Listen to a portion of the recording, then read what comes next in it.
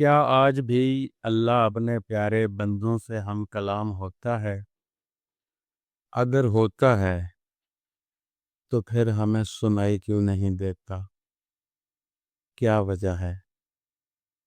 آج ہم غور و فکر سے شروع کر کے الہام، وجدان، لدنی، وحی اور معراج تک کا سفر کریں گے، اور اگر آپ نے میرا ساتھ دیا، میرے ہم سفر رہے، خریدار بنے، تو انشاءاللہ مل کے ہم معراج کریں گے۔ سب سے پہلے یہاں سے شروع کرتے ہیں کہ کمیونیکیشن اللہ کے ساتھ ہم کیسے بنائیں، یا یہ کمیونیکیشن کیا کیا ہوتی ہے اللہ سے رابطہ کرنے کے جو ذریعے ہیں۔ ویسے تو جتنے بھی فروع دین ہیں، نماز، روزہ، حج، زکوٰۃ، یہ اس کے ساتھ رجوع کرنے کے ہی ذریعے ہیں، لیکن کچھ خاص ہوتے ہیں، جیسے کچھ انبیاء اور کچھ رسول، کچھ آئمہ، ان کو یہ حاصل ہوئے، جیسے موسیٰ کوہ طور پہ اللہ سے ہم کلام ہوتے تھے، اللہ حضرت عیسیٰ سے فلک چہارم پہ ملاقات کرتا ہے، وہاں تک حضرت عیسیٰ چلے جاتے ہیں، سرکار مصطفیٰ عرش معلیٰ پہ جا کے جوتیاں سمیت اللہ سے روبرو عین بعین ملاقات کرتے ہیں، جس کو معراج بھی کہا جاتا ہے۔ تو کیا ہم بھی یہ پروسیس طے کر سکتے ہیں، اور اگر کریں گے تو کہاں سے شروع کریں گے؟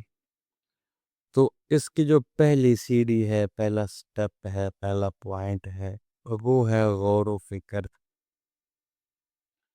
کہ کوئی بھی چیز ہے وہ کب سے ہے، کیوں ہے، کیسے ہے، اس پہ غور و فکر کرنا، اس پر سوالات اٹھانا کہ یہ کیسے ہے۔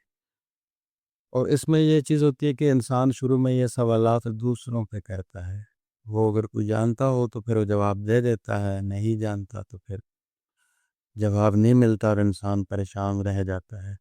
تو یہ سوال خود پہ کرنا ہوتا ہے، جس چیز کی بھی آپ کو سمجھ نہیں ہو رہی، آپ سارے نظام کائنات پہ غور و فکر کریں کہ یہ سورج فلک چہارم پہ ہے، تو رستے میں تو 3 آسمان آتے ہیں، وہ 3 آسمان مل کے اس کی گرمی اور روشنی کو نہیں روک پاتے، تو ایک بادل کا ٹکڑا کیسے روک لیتا ہے؟ سوال پیدا ہوتا ہے نا۔ تو یہ روزانہ سورج صبح طلوع ہو جاتا ہے، شام کو غروب ہو جاتا ہے، یہ کیا ترتیب ہے اور یہ کیسے ہو پا رہا ہے؟ ایک سوال ہے نا۔ بہت ساری ایسی چیزیں ہیں اور بھی جو سوالات ہیں ہمارے اندر پیدا ہوتے ہیں، ان کی جواب کی تلاش ہوتی ہے ہمیں۔ وہ سوال ہم نے خود پہ کرنے ہوتے ہیں، جب خود پہ سوال کریں گے تو خود سے ہی جواب مانگیں گے، پھر وہ جواب کے لیے جو غور و فکر والا سفر شروع ہوگا نا، یہ ہے آپ کا پہلا سٹیپ، پہلی سیڑھی، پہلی پرواز، پہلی اڑان۔ یہاں سے آپ کا سفر کا آغاز ہوگا۔ پھر جب اس میں آپ باقاعدگی اختیار کریں گے، کوئی یوگا اختیار کریں گے یا مراقبہ کریں گے، یا کوئی بھی یکسوئی کا سٹیپ لے کے آپ ایک چیز کو لے کے آگے چلیں گے، تو پھر آپ کو الہام ہوگا۔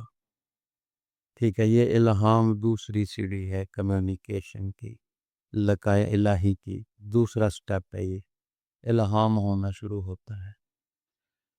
پھر اس سے الہام کا جو عروج ہے، جب الہام کو ترقی مل جاتی ہے، کل عروج میں الہام چلا جاتا ہے، تو پھر یہی لدنی یا لدنی بھی اس کو کہتے ہیں، اس کی شکل اختیار کر لیتا ہے۔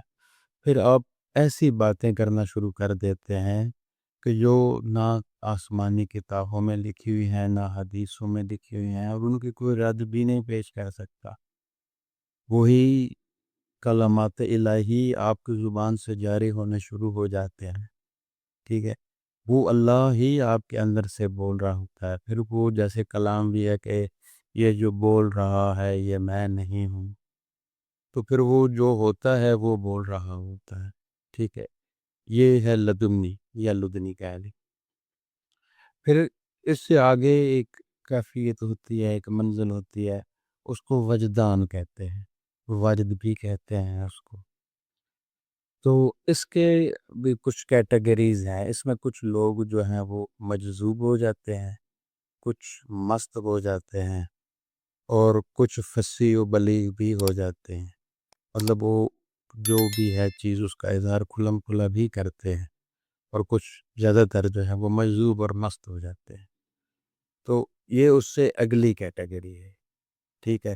اس میں بھی اللہ کے روبرو انسان اللہ کے قرب میں چلا جاتا ہے، اللہ سے گفتگو کرتا ہے۔ پھر جب یہ جو وجدان کا پروسیس ہے یہ مکمل ہوتا ہے، یا اس کو عروج ملتا ہے، عروج پہ پہنچ جاتا ہے بندہ، تو پھر انسان کو وحی ملنی شروع ہو جاتی ہے۔ مخفی مخلوقات انسان سے ملاقاتیں کرتی ہیں، ملائکہ انسان سے ملاقاتیں کرتے ہیں، مقربین انسان سے ملاقات کرتے ہیں، اللہ کے پیغامات انسان تک پہنچاتے ہیں۔ اب آپ یہاں پہ سوال اٹھائیں گے کہ یہ جو وحی ہے، باقی باتیں تو ٹھیک ہیں، یہ جو وحی ہے یہ تو انبیاء اور رسولوں کو ہوتی ہے، بھلا عام انسان کو کیسے ہو سکتی ہے؟ تو آپ مجھے بتائیں، کیا قرآن میں یہ نہیں لکھا ہوا کہ ہم نے شہد کی مکھیوں پر وحی نازل کی، اگر وہ اس پر عمل کرتی رہیں تو ان سے نکلنے والی رطوبت کو ہم نے شہد بنا دیا، اس میں تمہارے لیے شفا ہے اور عقل رکھنے والوں کے لیے بہت سی نشانیاں ہیں۔ تو اب کچھ لوگ جو ہیں شفا والے، وہ شفا لے جائیں گے، تو ہم تو نشانیوں کے پیچھے بھاگ رہے ہیں، تو اس میں یہی نشانی سب سے بڑی ہے کہ ہم یہ سمجھ سکیں کہ اگر شہد کی مکھیوں پہ وہی ہو سکتی ہے تو ہم تو اشرف المخلوقات ہیں، ہم پہ کیوں نہیں؟ ہمارا سوال تو فضول ہے، ہمیں وہی ہونی چاہیے اور ہوتی ہے۔ اب ہم بدقسمتی سے اس مقام پہ نہیں ہیں تو یہ ایک الگ بات ہے۔ اچھا، جب وحی کا تسلسل ہو جاتا ہے، ٹھیک ہے، پھر معراج ہوتی ہے۔ اب پھر آپ سوال کریں گے کہ تو معراج تو سبھی انبیاء اور رسولوں کو بھی نہیں ہوئی، سوائے ہمارے پیارے رسول سرکار مصطفیٰ کے علاوہ کسی کو نہیں ہوئی، تو جب نبیوں کو باقیوں کو نہیں ہوئی تو عام انسان کو کیسے ہو سکتی ہے؟ تو اس کا جواب ہے میرے پیارے بھائی، جس نبی کو معراج ہوئی ہے اسی نبی نے فرمایا ہے کہ نماز مومن کی معراج ہے، کہا ہے نا؟ تو پھر مومن کو معراج ہو سکتی ہے، جب انہوں نے کہا ہے کہ نماز مومن کی معراج ہے تو پھر ہے، پھر ہوگی، ٹھیک ہے۔ آپ موسیٰ کی طرح کلیم اللہ بن سکتے ہیں، آپ کو معراج ہو سکتی ہے، اللہ سے ملاقات ہو سکتی ہے، یہ ہے کمیونیکیشن، یہ ہے لقائے الہی، ٹھیک ہے۔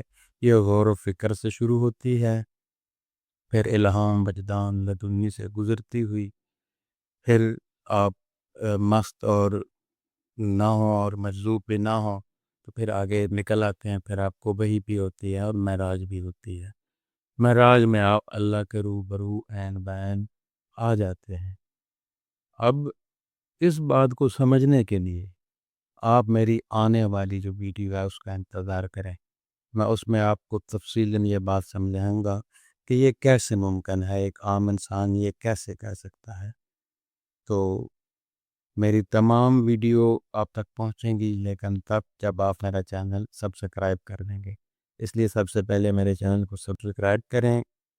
اگر میری ویڈیو اچھی لگے تو اس پہ ایک پیارا سا لائک کر دیں، اور کوئی ڈاؤٹ ہو تو کومنٹ باکس میں آپ پوچھ سکتے ہیں، اور اگر دل کو بھا جائے تو اپنے دوستوں کو بھی شیئر کریں۔ اب تک کے لیے اتنا ہی، اجازت دیں، اللہ حافظ۔